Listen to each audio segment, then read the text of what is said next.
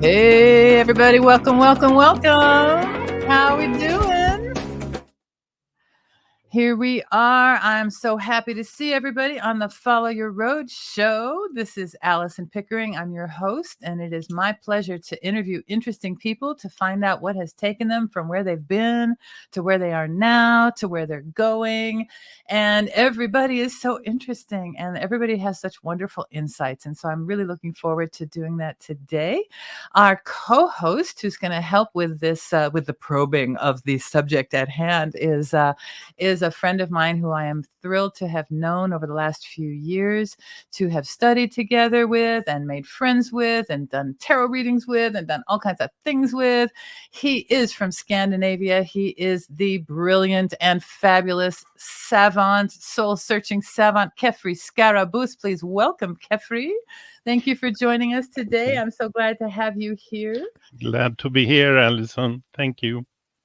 And we've had a chance a little bit to talk to our interviewee today. Yeah. I've known him for a while, but the ironic thing, or perhaps the typical thing, and I don't know if those of you who are listening, have you had the experience of somebody knowing you a lot better than you know them? And here's the reason why, is because this guy is the caretaker of our little straggly heads. And so if you've gone to the confessional known as the hairdresser's chair, you know how you put yourself in someone's care and you tell them all your worries and they fix you up. And you may not ever know much about them, but they're really brilliant, and that's what they do. And that's their talent and forte and all that good stuff. Whoops. And I want to bring to the stage, not take off from the stage, our guest. And he is from California, but born in Japan, the brilliant, badass boxer, musician, hair genius, Heirophant, Michael Bonner. Welcome, Mike. Welcome to the stage. So glad to have you here. Yay. Yay. That's quite the intro. Well, I have a lot of affection for you and a great hair. I know, I love it. I honestly, I don't think I've ever heard anyone describe a hairdresser and what I do like that. It was very complimentary. Well, you talked about being the priest and having the nickname of the Heirophant, which is like the teacher or the priest figure, the Pope figure and stuff. And I thought, you do take us at our most vulnerable. It's like, here, take me at my ugliest and fix my gray hair and my and I understand how vulnerable that position is. And so I had a great mentor when it comes to hairdressing, and he always told me that it is not your show. It's not your show. It's the person in your chair. He also made me do a lot of psychology as well, because he said that would really help. So when I was doing hair or studying for hairdressing, I also was doing psychology at the same time to have a better understanding, of just how just people and where they're at. Really, it really served. It served me, and it still continues to serve me. Just understanding people. And that's, I've always had the mix of psychology and esoteric together, because to me, they both, they're connected, but they're on two completely separate planes. Cool. If that makes sense. No, I don't disagree. It's very interesting. So you were born in Okinawa, is that right? I was. Okay. And grew up in LA and Los Angeles?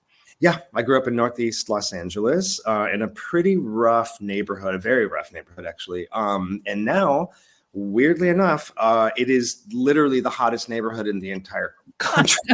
Can we say gentrification, boys and girls? Yeah, it's really wild. It's very dreamlike when I go there. I mean, my aunt lives in the house that 4 generations of us grew up in. And my grandma bought it in the 50s for, I think it was like $25,000. I mean, really cheap. And it's actually on Mount Washington. Mm-hmm. But my aunt still lives there. And it's, like I said, it's very dreamlike. I have 2 friends, weirdly enough, from high school that live on the same street, just at the opposite end. So it's very strange. I whenever I go to their houses, I think, when I was a kid, riding by on my bike or walking or skateboard or whatever it was, I pass these houses all the time. I know these houses, but now I'm sitting inside the house. It's very strange. Very, very strange. It's also really strange to see how much that neighborhood has changed. When you were a kid, where were you in your family pecking order? What was your role? Were you, tell us a little bit about your personality as a kid. Well, I mean, I'm the firstborn. I'm the first grandkid. So, and then I come from a Mexican family. So firstborn and being male, there's a lot of responsibility with that. And I guess I'll just kind of jump ahead a little bit. I got thrown into a role of, oh God, kind of what I am now. This caretaker. I had to make sure everybody and all the cousins and everything was fine. And I was kind of in charge of all of my cousins and my little brother. And that lasted for a really, really long time. And then I ended up basically emancipating myself, and I got an opportunity to move to Netherlands, and I moved to Amsterdam right before I was 21. And so I took about almost 20 years of doing my career and living life.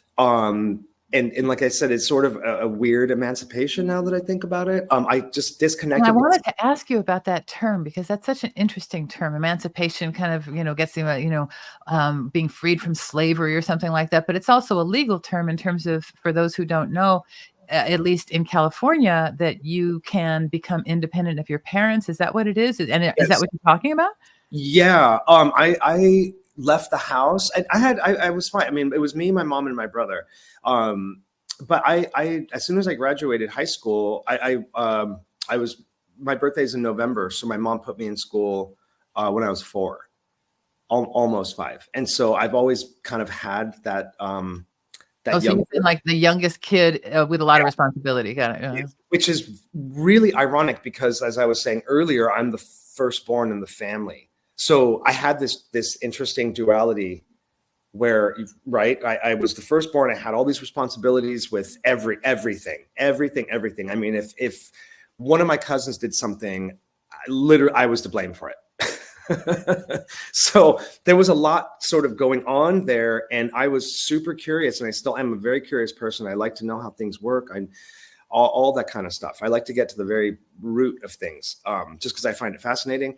So anyways, at 17, I had lined up, weirdly enough, I met my mentor with hairdressing. So I had that lined up. I actually was supposed to go to this fancy art college in Chicago.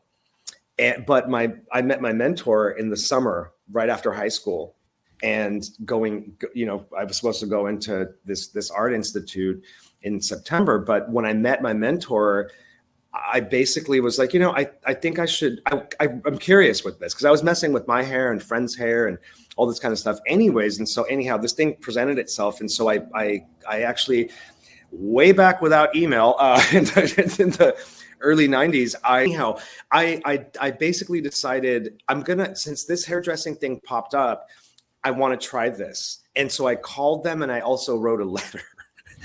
An old-fashioned letter, and basically told them my situation. And it was pretty cool, actually. They said, go explore this, and we will defer you to the next year. So I had my place, I had my place held, and that's I was one of 5. They gave you the ability to defer your entry into this art school, and then you got to cutting hair, and you went to Amsterdam, you said?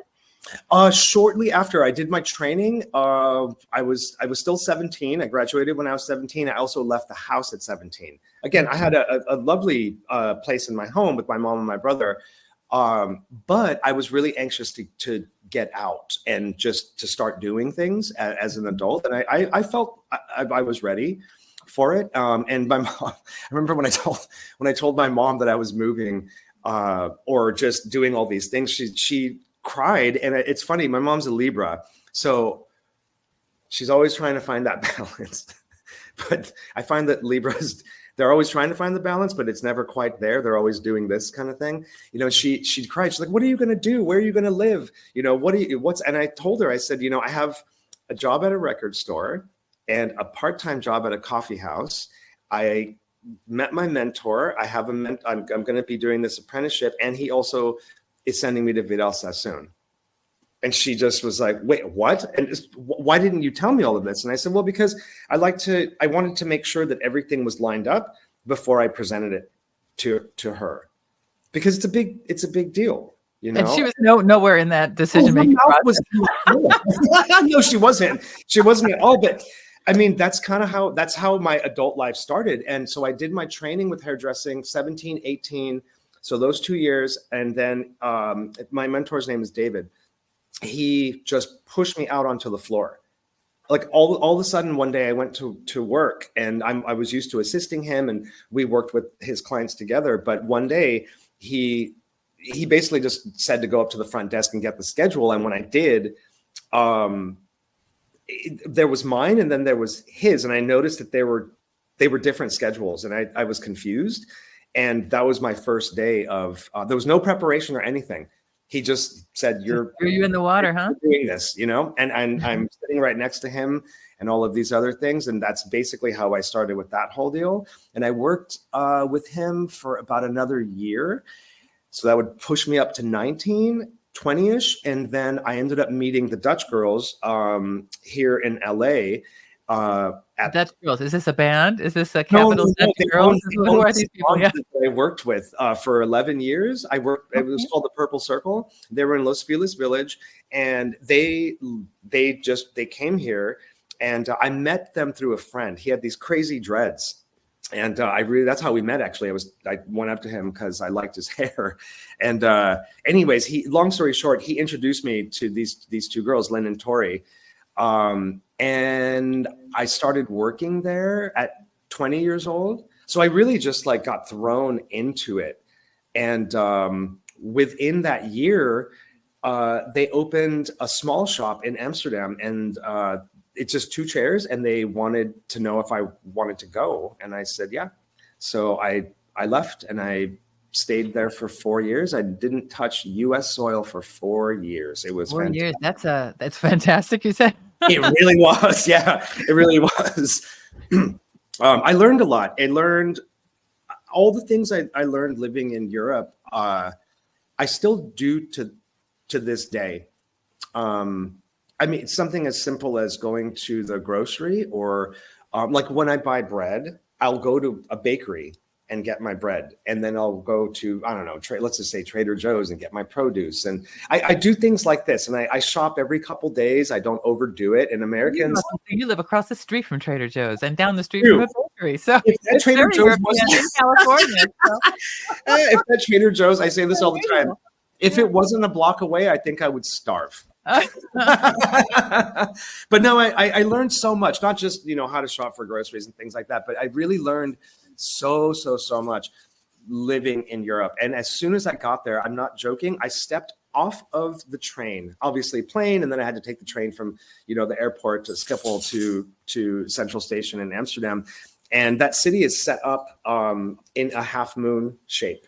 So all the canals, run in a half moon, and Central Station is right in the middle of the base. And so you walk out, and I will never forget it. And I do think about this weirdly kind of often, because it evokes this feeling of independence and freedom. And, I don't know, just there's so many things. But I walked off the train, and I walked into the city just a couple steps into it, and it just literally opened up for me. And I was taking a walk up Damrak, which is the main street, and it leads to a square, which is Dam Square, where the palace is and all of this stuff. And it's just this big square that people congregate, or, they just kind of hang out. But as I'm approaching it, there was a song from one of my favorite bands playing in the square, and everybody was dancing. And I just, I just welcome to Amsterdam, baby.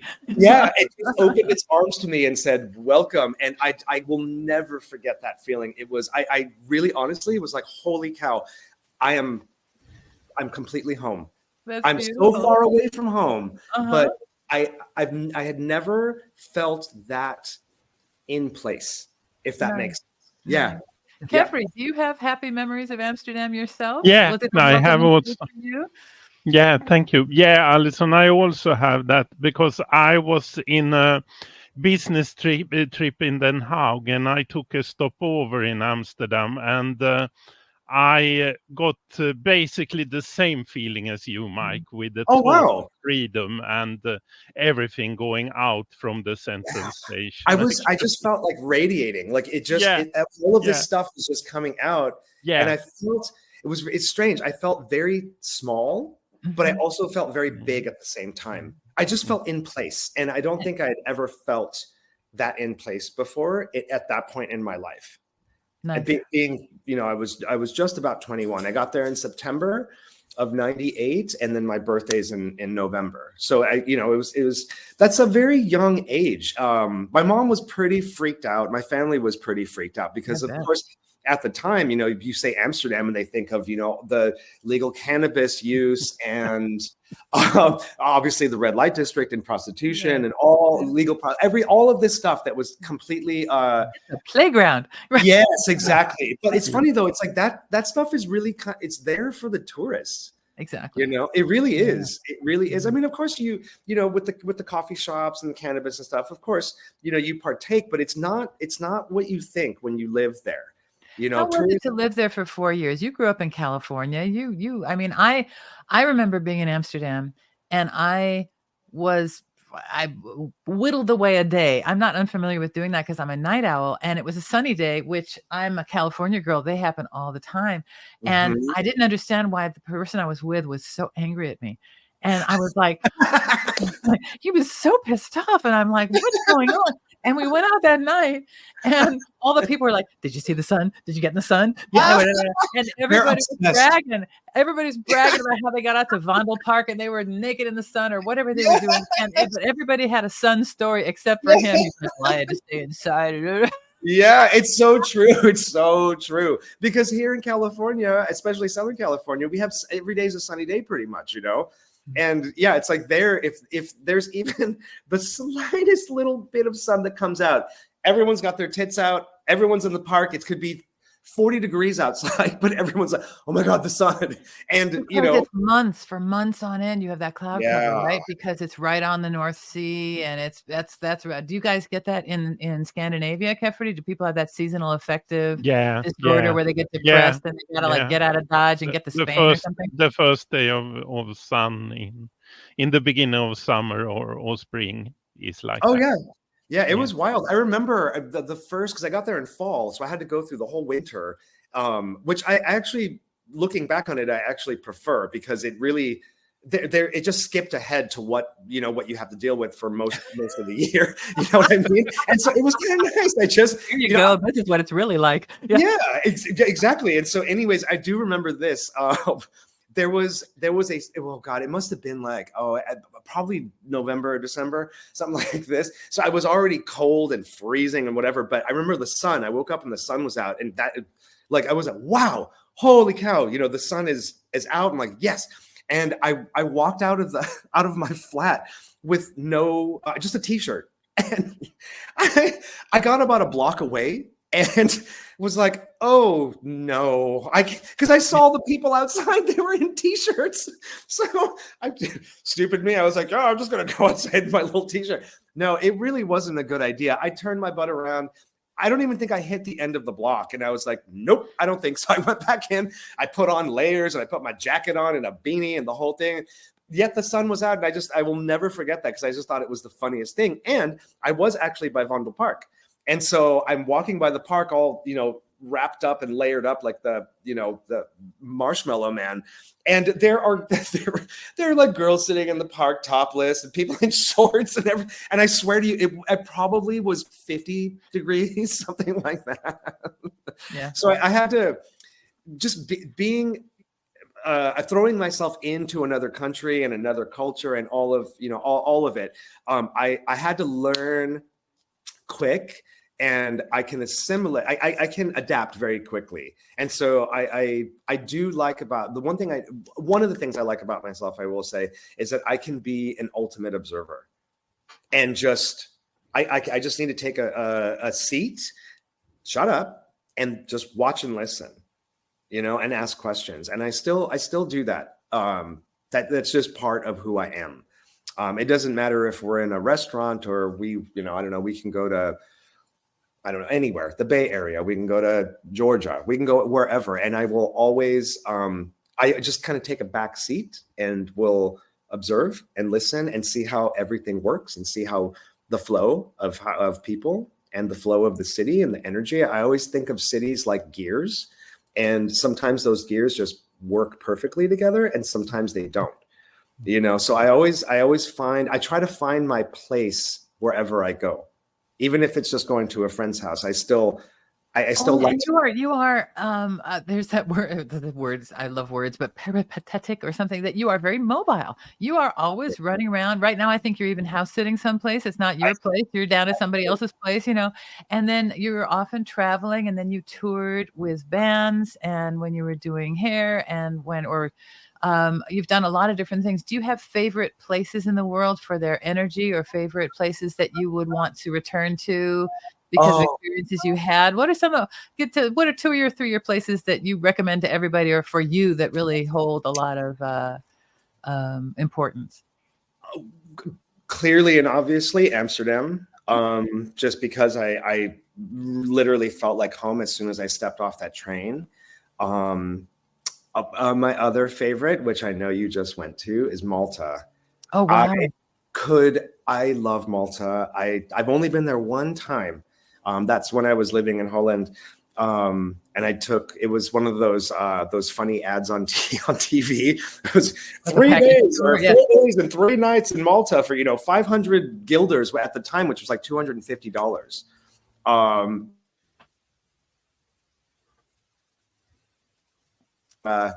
The flight on EasyJet. Yeah, we have JetBlue, they have EasyJet, where you have to basically bring your own toilet paper on the plane. It was the plane, the stay, and like everything. It was all included. And so anyhow, I'd never even heard of Malta. And of course, I'm looking at it, and it's right in the middle of the Mediterranean. It's close to Sardinia and Sicily and all this. But I had no idea that it was this little tiny island nation.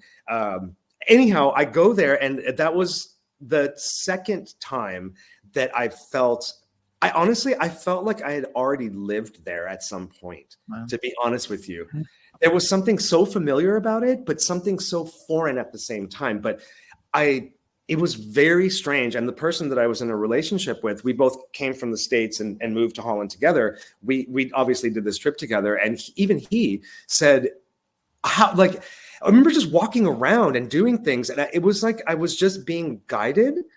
I just knew. Oh, I just love. I just love kind of pale yellow, because the whole island has been carved out of the sandstone of which the island is made, and the stonework everywhere is just stacked stone fences everywhere. Because I guess they're digging it out of the earth and everything. But the architecture is spectacular, because they've been conquered by everybody at some point in time, and everybody has put their stamp, and it's pretty amazing. It's pretty amazing. Have you been to Malta? Yeah. No. What's that? No. Well, we should all throw a party there or something, because it's. I was looking for some pictures to pull up, because we had the opportunity recently. We were only there for a day, but you sail in on a ship, and you sail in past those forts, and it's. Cool. So beautiful. It's so beautiful. So it's Amsterdam, it's Malta. Any other places you can think of that you're a fan of? Oh, yeah, I can think of one. I have to be fair. I mentioned 2 places in Europe, so I'll mention one that I had the same feeling. Was Athens, Georgia. Athens, Georgia. Yeah, isn't that weird? Is this in the context of working with the B-52s, is that you ended up in Athens, Georgia? Yeah, I ended up having to go there a lot, because the B-52s, I worked with them for 13 years. And that's where they all met. They all were at UGA. At a college town? Okay, yeah. University of Georgia. Yeah, it was just unexpected. I had no idea what I was walking into when I first went to Georgia. I'd never been. I'd been to the South, but I'd never actually been to Georgia.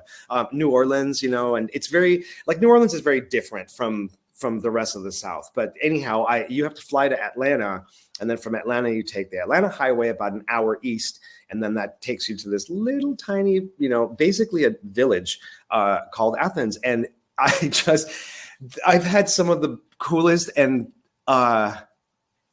Just very, very, very cool experiences there. I remember my first trip. I had got hooked up with these girls at this salon, which is a brilliant name. It's called Model Citizen. So you had a far-reaching career in hair. Yes. This is spanning your 20s, your 30s. You're traveling around. And then tell us what big changes happened that made you kind of land back? Because then you came back and you settled back in LA and you started doing some stuff. Tell us about that. Yeah, I really didn't plan on moving back to the United States, to be honest with you. Okay. Yeah, I had zero plans of that. But unfortunately, 9/11 happened, and it was really confusing for everybody. I mean, the entire world was in confusion with this. So just long story short, my partner at the time and we just didn't know what to do. And so that happened, obviously, September 2001, and I moved back to the States, back to LA in February of 2002. I was just going to come back to take care of some stuff, some personal things, some businessy kind of stuff. And I just ended up staying, and I'm not really sure why. I still had that plan of returning back to the Netherlands. But I ended up getting kind of whisked away with working a lot with musicians and touring with them and doing all this other stuff. And so that sort of occupied a lot of my time. And it was something that I had just started doing in my career. So I was hairdressing, and then in Amsterdam, I was meeting a bunch of artists and musicians and all of this. And so I started doing that there. And since I was working between LA and Amsterdam, the two shops, that was LA and Amsterdam, they were working on a bunch of big, sort of 90s musicians and artists here. I just kind of got sucked back between Amsterdam and LA, and I started my own salon. And I didn't really mean to do that. It just, I know it sounds weird, but it just kind of happened. I'm glad for the experience. I don't ever want to do it again. It took away from the artistry that I love about hair.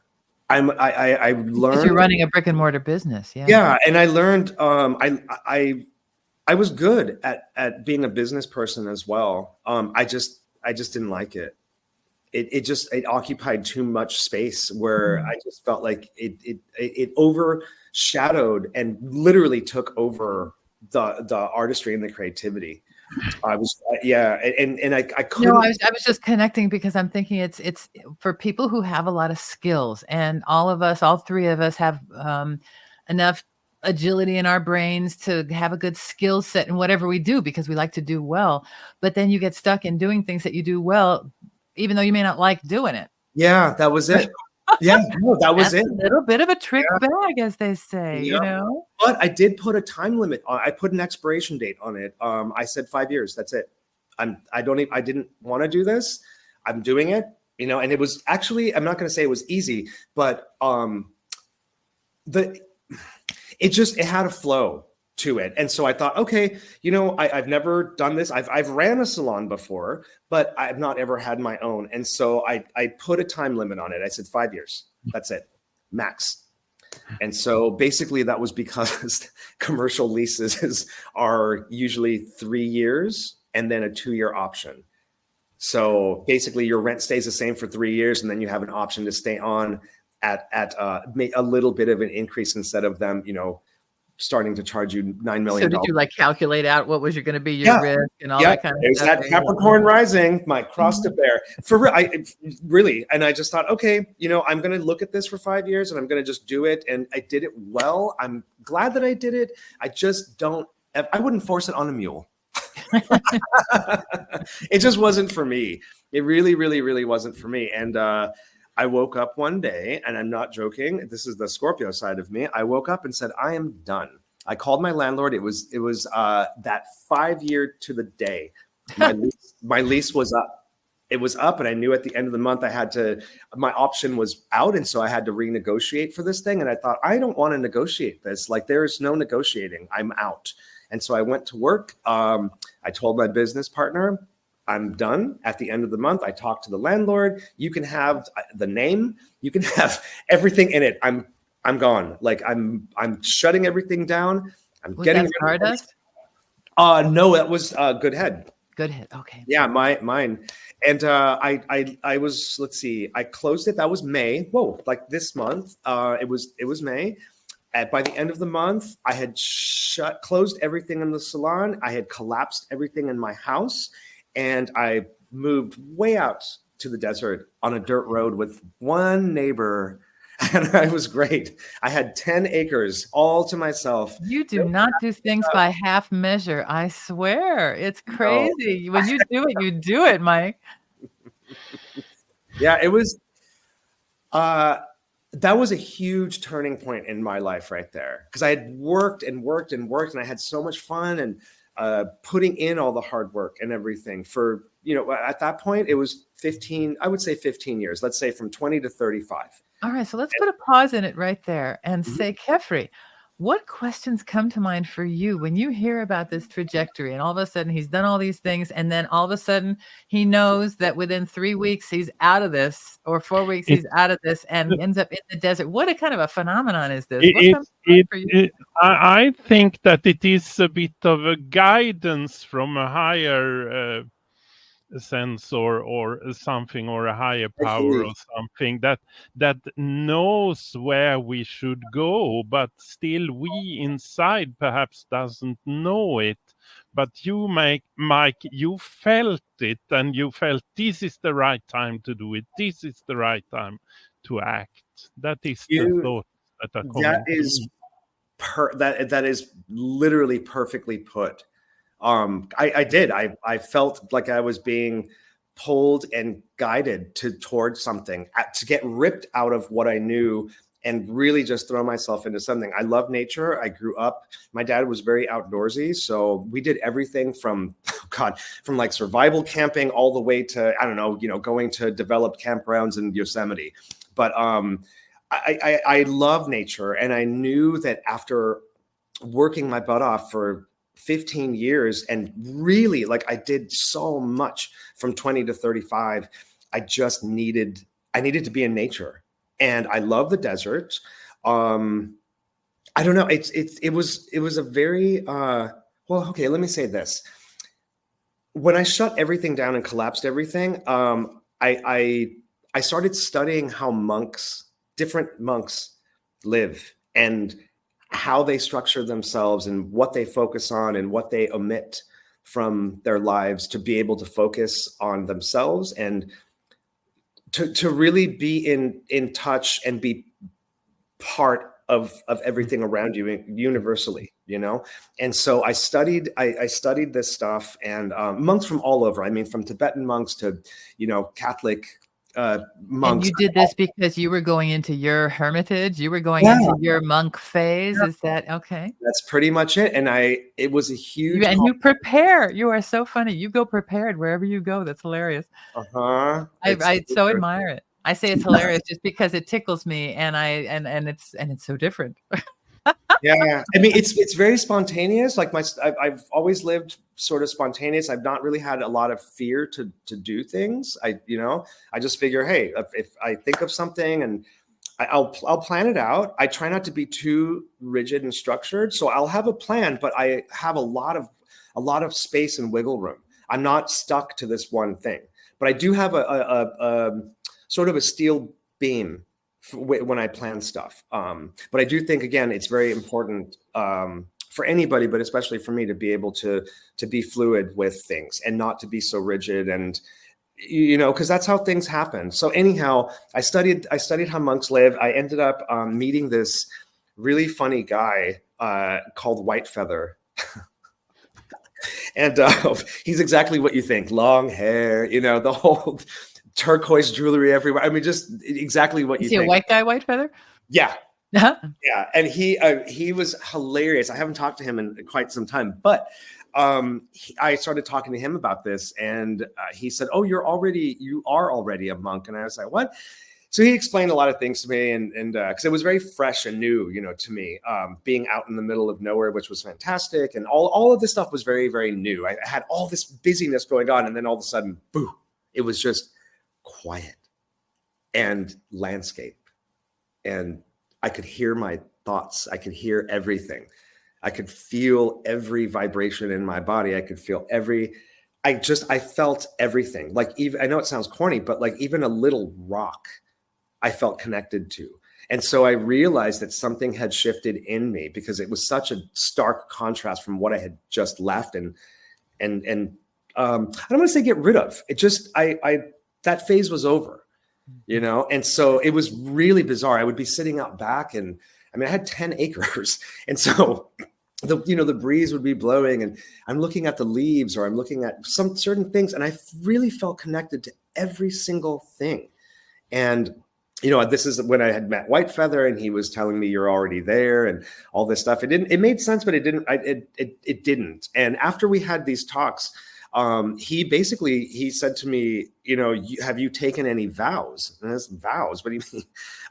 The monks take vows. And so he did a ritual, and sort of what do you call that? I can't, I'm lost for words right now. Were you like ordained in some way, or did you consecrate it as a something or other, or what did it? So what kind of vows did you take? I'm so curious. Although they may be quite private. No. To be honest with you, it was he pulled it together, and it was really a really otherworldly experience. We started with a meditation, and again, beautiful. Just that's really about setting the serious intention, isn't it? When you would take a vow, it's really articulating it and formalizing it and ritualizing it and all of those things to really anchor it in time and space and in your psyche. Yeah, it was anchoring. Speaking of which, yes, I just felt I had never felt that before. It was I literally felt like just. Almost like my ribs were a cage, and it just opened, and I felt even more part of everything. And I know I should have written them down, but I didn't. I mean, he walked me through it, and it was this whole thing. There was a big fire that we made, and we put all the elements out. I mean, we had air, obviously, because we're breathing it. We had this big fire, and then he had, because I'm water sign and full of a lot of water. We had placed different sort of bowls and things of water around. And then we were sitting on the actual earth. So we combined all of the 4 elements together. And he basically, he just blessed me. And I mean, I guess you can say ordained that's the easiest way to say it. It still stays with me. And from that day moving forward, I've been on this path of just really, really trying to understand myself and where I fit into the world. And Alison, I've known you a long time, and I do say that I live a life of servitude and serving and all this, and I really like it. I found my place in not just on this planet, but in the universe. I know it sounds. I congratulate you. People seek that their entire life. And so if you're already feeling that in your, whatever this phase is in your life, then more power to you. I was finding a card. I just wanted to put up this image here because beautiful. It reminded me of what you were talking about. This is a death card in a deck that we were looking at the other day, but isn't it beautiful? And that kind of reminded me of what you were talking about. Yeah. And that death card is Scorpio's card exactly. Yeah. That is beautiful. There's so many wonderful, beautiful decks out there, of course. That picture is really honestly how I felt. And it just, like I said, I'm continually learning. I don't ever want to stop learning, and I never want to sound like a know-it-all. But I have a lot of people. No, that's my job.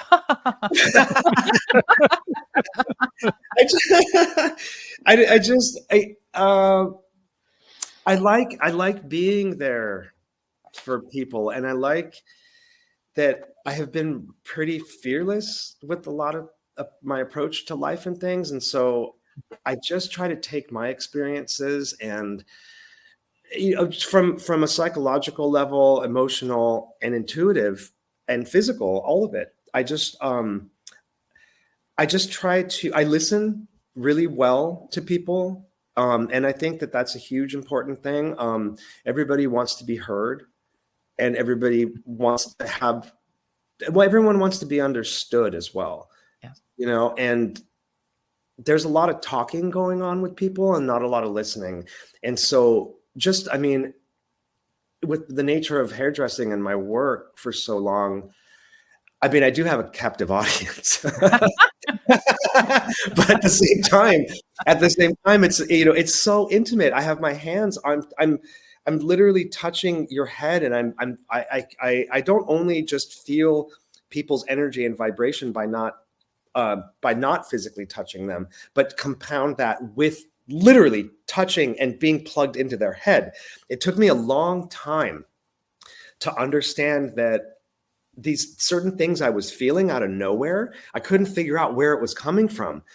And I mean, there were times where I would be overwhelmed with like this crazy urge to just laugh. And then sometimes I would have a lot of anxious energy. And sometimes I would burst into tears for no reason. And I'm like, what is happening here? And it took one of my spiritual guides at the time to tell me, you are a sponge and you need to learn how to protect yourself. And, you know, you're literally plugging into people. So you already feel people's energy, but you're actually, you're in a very, you know, close proximity to them, but you're actually, you're absorbing all of this through my antennas, direct. You know, and so once I understood that, I was able to learn how to, I don't want to say protect myself, but to kind of protect myself, you know? Absolutely. You know, and both Kefri and I, you can see our heads are bobbing and bobbing because both of us have had the experience of being very permeable, of being real, you know, you absorb other people's energies. And if, unless you're aware that that's what's happening, you can think you're a crazy person. Yes. Or And you I can think, did. what's wrong with me? What's going Yes. on? And then Yeah. you're susceptible to all these ups and downs. And you're like, well, why would I think such a Yeah. thing? But it wasn't your thought. It was just you picking up on somebody else's thought. But where do the twain, you know, and then there's also what we project onto people. And so it gets a little complex inside the head, you know what I mean? Yes, I do. I don't know what's reality. What a concept, you know? So yeah, it really confused me because, like I said, I'm very heady as it is. And I think a lot. And I, you know, as I said earlier, I really like to, I'm interested in what motivates them to do things, why they do the things they do. But it goes with everything. It goes with places and things, you know. That's just where how I think. So that was very, very confusing for me. And I have to be honest with you, I didn't really fully grasp this until I moved to the desert. Because I had the quiet. All I had was me. And, you know, that was pretty much it. And so I was able to really refreshing. Understand it. Yeah. I really felt like this huge thing was just lifted off of me. I was really at one with the land. There was something really, really, really special about that house. I have to be honest with you. That was the last place I really felt was home, was that house and that land. And where I live now, I'm feeling that way too, which is nice because, you know, that experience with the desert was like 7, 8 years ago, almost 10 years ago, I guess. 2015 was when I did that. And I was out there for 3 or 4 years. So yeah, it's I'm constantly on learning. And like I was saying earlier, I really like how I've found and completely accepted my place in the world. Wonderful. Listen, so few people have such a thing. What a great thing that is. So are you always, as long as I've known you, you've had a couple of books on the nightstand, so to speak. What are you reading lately, or what would you recommend? If somebody said, hey, Mike, I'm looking for something worthwhile to read, what would you recommend? Right now, a friend gave me this book. Oh my God, I'm forgetting her name, but the book is called Whole Brain Living. Brain Living. Okay. Yeah, it is. Her name is Jill Taylor Bolt, I believe. Anyhow, she has a TED Talk about this as well. This lady is incredible. The short of it is, she breaks down she breaks down these 4 different archetypes and personalities that it's inside everybody. And we all react and respond according to one of it's these. interesting. There's a woman I follow, Carol Tuttle, and she has a Oh, typology yeah. of 4 types of typology system. It's very, one doesn't like to be stereotyped in that way, but it's very useful. And those types of like a Myers-Briggs or all those paradigms are quite useful. What was her name again? Whole brain living? I want to say it's Jill Taylor Bolt, and Bolt is with an E at the end. But a friend of mine, a really good friend of mine, gave me this book just, I don't know, maybe a couple months ago. And I finally cracked it open last week. I'm only on chapter 4. I can't put it down. Okay, cool. I put it down, and I'm absolutely blown away with the first chapter alone. Her story is really interesting. Basically what happened is she woke up one day with this incredible headache, and she ended up having a stroke. She's in her 40s, I believe, early 40s. And she was, it just put her out completely. She couldn't do anything. She couldn't walk. She couldn't talk. She couldn't do any of this stuff. And as soon as she was completely aware of everything around her as well, but her spirit, her soul, whatever you want to call it, had basically left her body and was observing herself. And she basically, what it did was, this stroke took the left brain out, all the chatter, all of everything that we function out of, all the logic, all of that is the left brain. It took all of it out, and all she had was right brain. So that she didn't have a body. She was just an energy form, and she didn't have language either, right? No. Yet she could understand and hear everything around her, but she was on a completely different plane. And the way that she talks about that, she just said, I've never felt this sort of bliss. I've never felt this boundless. And she was not stuck between 2 different places. She was definitely in this other realm, but not having any function with the left brain. Like I said, with all the monkey brain, the chatter, all the rules, the regulations, this is what I need to do, all the conditioning, all of that. She said she was free of low-level human emotions, which is low-level human emotions. I love that. We're going to take a break right there. We've got the banner up for Whole Brain Living and Jill Taylor Bolte, because it sounds like that's a really good read. It is fantastic. Like I said, I'm only on chapter 3 or 4, and I basically highlighted the entire thing.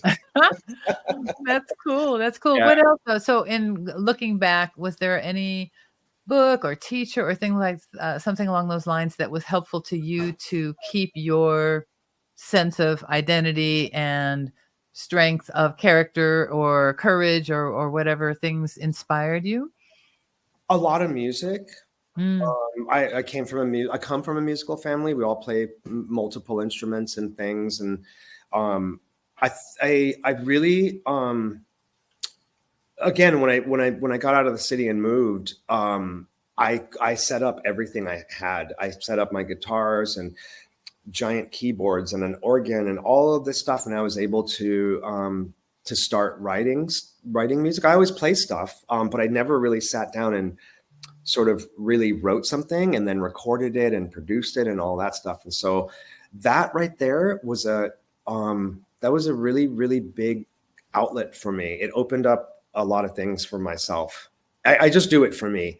But it really on Spotify or Apple Music or any of those platforms? All of those. And again, it's more of a hobby for me. It's more of something that it just needs to come out. You know, I get a lot of stuff that I get to get out with hairdressing.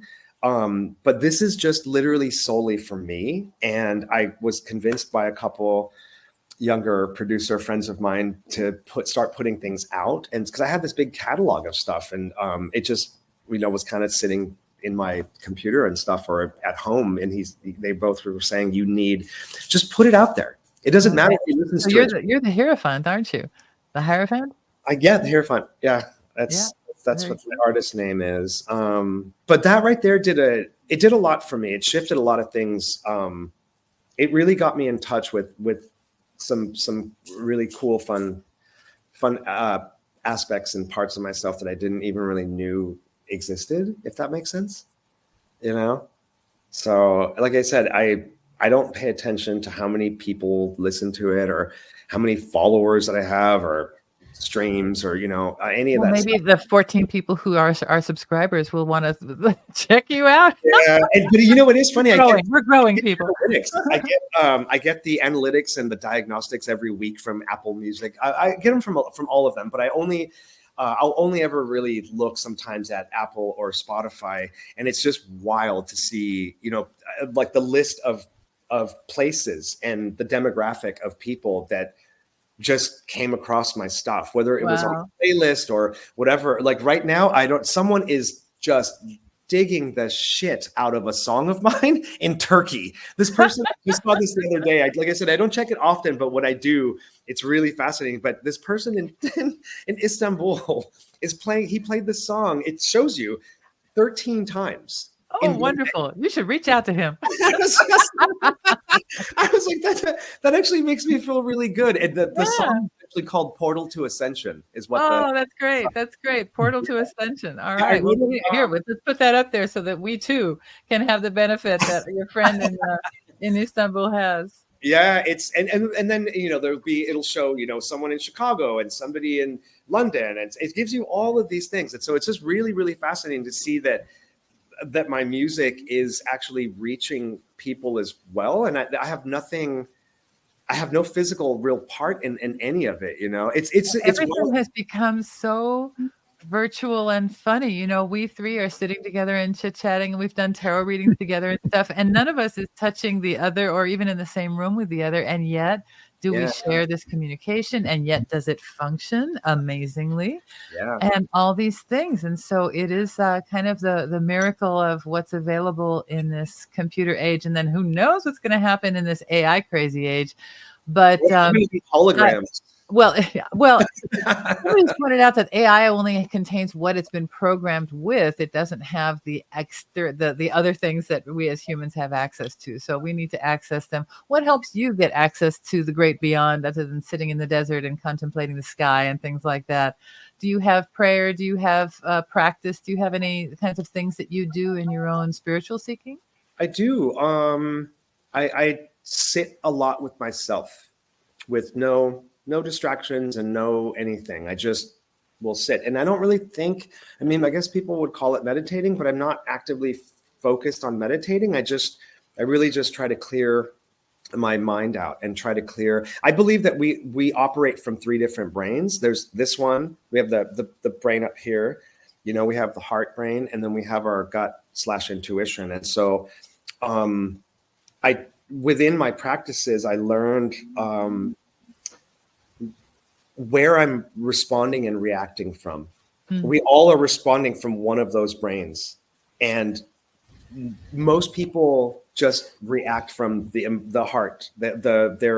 Everything is a very it's an emotional trigger, or they get triggered emotionally, and then that's what says that we take everything personal. It's this giant impersonal universe, and all these things are happening, and yet we take it as if it's some personal affront. It's because everyone's operating from this brain, and this brain, our monkey brain, I like to call it a periscope with a feeding tube. That's what this is, you know? And so it goes back and forth from this brain to this brain. And a lot of people don't go into the intuition brain. And so when you can figure out where you're responding and reacting when something happens and you get triggered, that was a big part of my spiritual journey right there. I like I said before, I like to incorporate esoteric and spiritual along with psychological. I need them both in order to understand how things work. And so when I figured out that we have these 3 different brains, I then was very hyper aware when I was responding and reacting to things. Things would just happen, it could be anything. It could be grocery shopping. It could be walking down the street, or it could be, an intense talk with someone, but you have to figure out which brain you're operating from. And that to me gave me a really, really huge understanding of myself and how to respond. How can I say this? How I show up in the world and who I am that shows up in the world in a situation. It taught me that. It really, really did. Like how I can be there for other people, how I can be there for myself, you know, and really figuring out like, okay, this is coming from here. Like this is an emotional trigger, and I'm like, instead of just responding or reacting, like, let me sit with this for a second, you know, and so you can really, like, your heart brain, I feel, is kind of boundless in a way where, you know, it really is the main motivator for most people. And that's why I truly believe that most people just operate from here, whether it's positive, negative, neutral, whatever it is. This is where everybody is responding from. And then like our default mode. Yeah. And then it bounces up to here. But, you know, and this brain up here, the monkey brain, it keeps us safe from danger. You know, it's logic. It does all of this positive stuff, but it also talks us out of a lot of really good things, because this is where fear is based. Fear isn't based in the heart brain. It's based on the periscope with the feeding tube. That's where fear I wrote is. that down. Periscope with a feeding tube. I love that. It's really what it is, you know. And I learned the difference between fear and danger. They're really different things. Writing that one down too. Fear versus danger. There, yeah, because that's a whole activity unto itself, and a good one to do. Kefri, let me ask you, as we wind this interview up and we get to hearing about what's next for Mike and his work and things like that, should people want to get in touch with him, what questions might you have, or what still remains?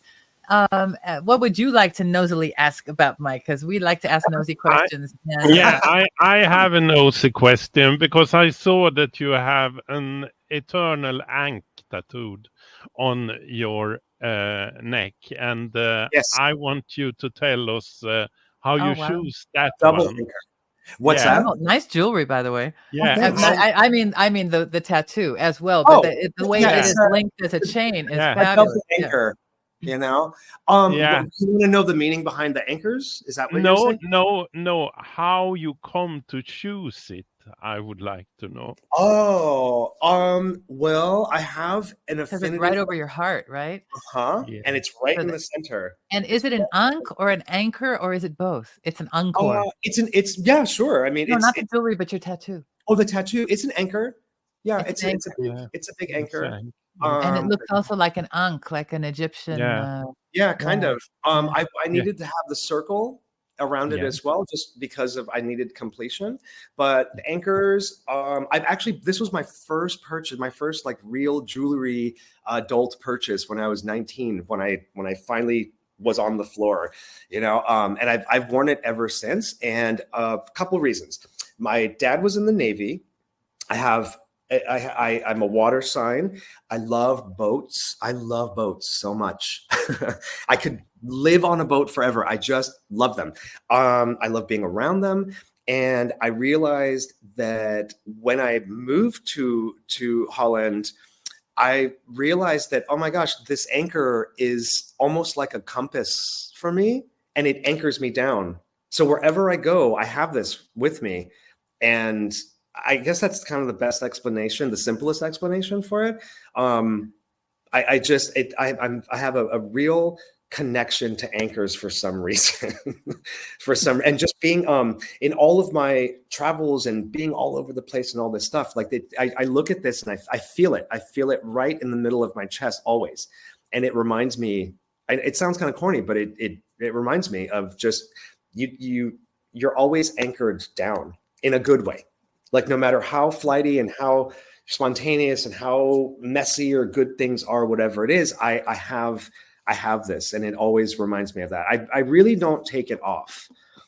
And then I decided, because I love tattoos and I got a lot of them. I decided that it has my birth year. You can't really see it, but it says established 1977. So there's a lot of imagery in that.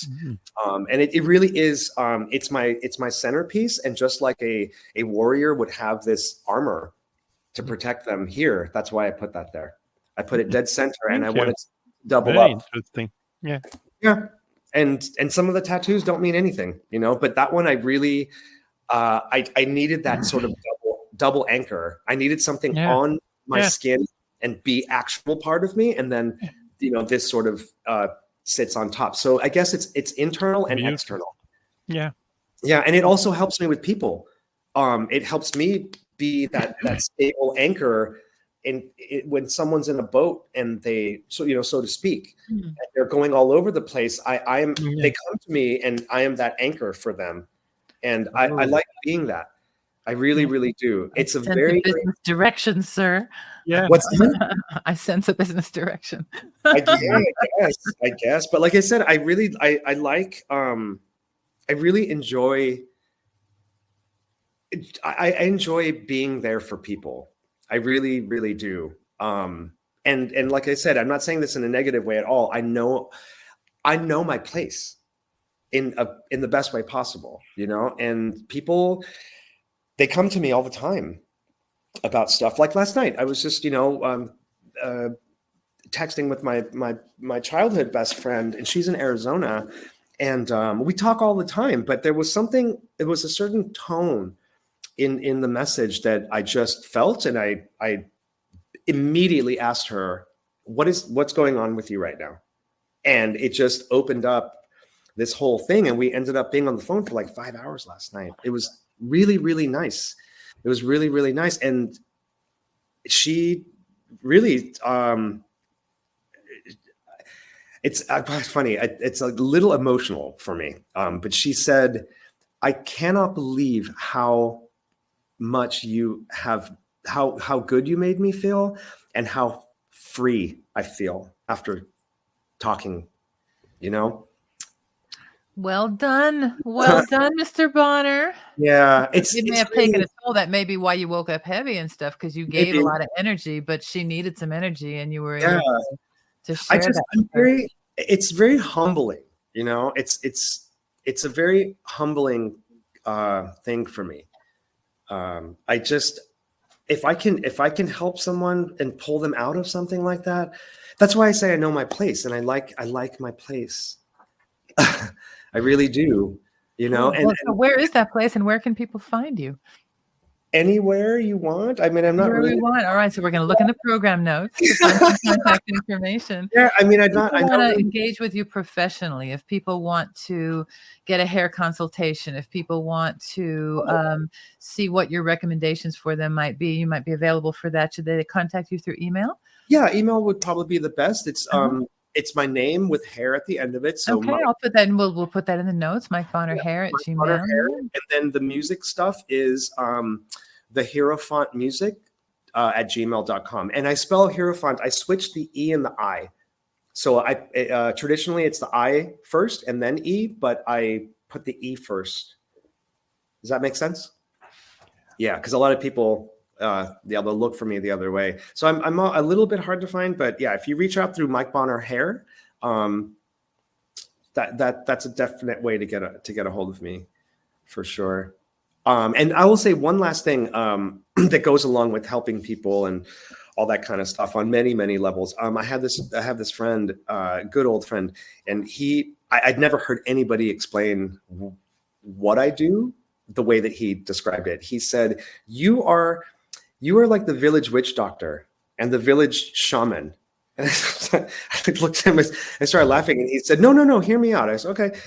He said, look, you have all of these warriors that are out there.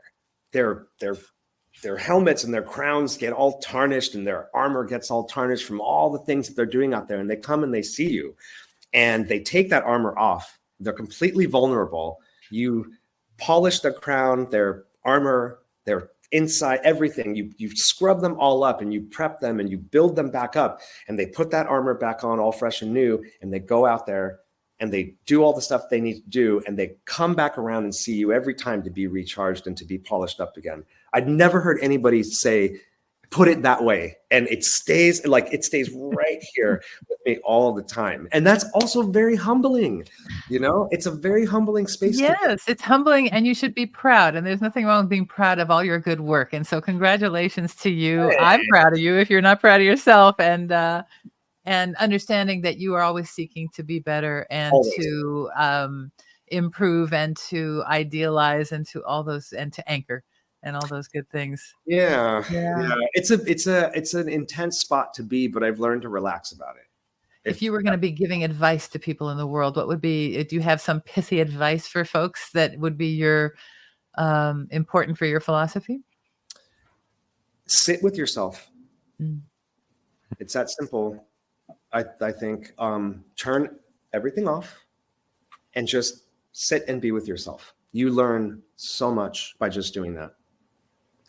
I think that's my backbone, you know, for things. Just because people don't do that. They don't just sit with themselves. It's really uncomfortable for people to do that. One has to deal with things when one does that.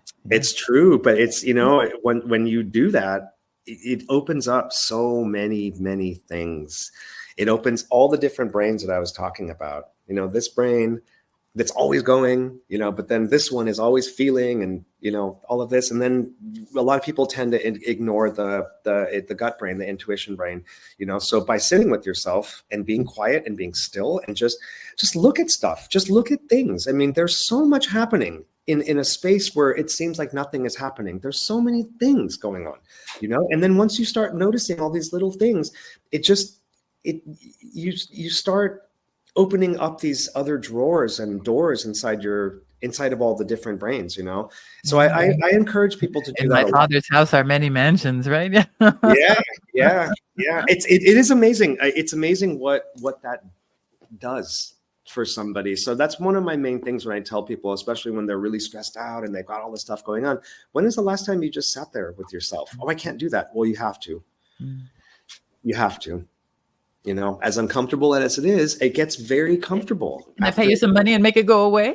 Yeah, you know, I mean, I can try. I can try, but you know, that stuff is just going to come right back up. You know, it's just going to come right back up. And so I think that would be my main, I don't know, maybe, I guess, advice, or maybe a tip or something.